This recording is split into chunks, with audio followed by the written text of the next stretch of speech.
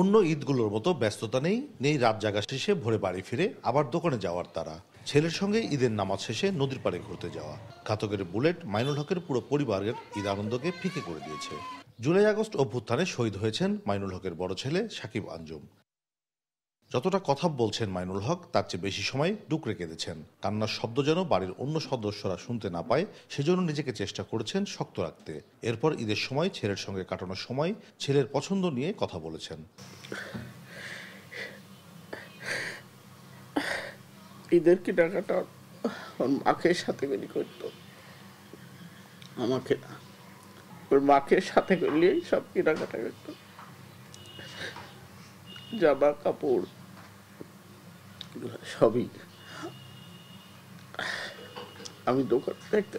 ঈদের আগে সরকারি সহযোগিতা পাননি জানিয়ে আক্ষেপ করে বললেন, একজন শহীদের পিতা হয়ে 10-12 ঘন্টা কাজ করে সংসার চালান। একজন শহীদের পিতা 62 বছর বয়সে এখনো 10-12 ঘন্টা কর্ম করে তার সংসার চালায়।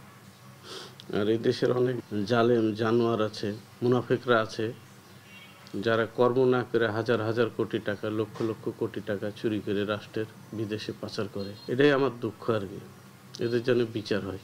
সাকিবের স্ত্রী নিশাত সালসাবিল থাকছেন শ্বশুরবাড়িতেই। হাতের মেহেদির রং না শুকাতেই হয়েছেন স্বামীহারা। এবার রানীনগরের বাড়িটিতে নেই ঈদ আনন্দ, শোকের ছায়া পুরো বাড়িতে। কাজী শাহেদ, দেশ টিভি, রাজশাহী।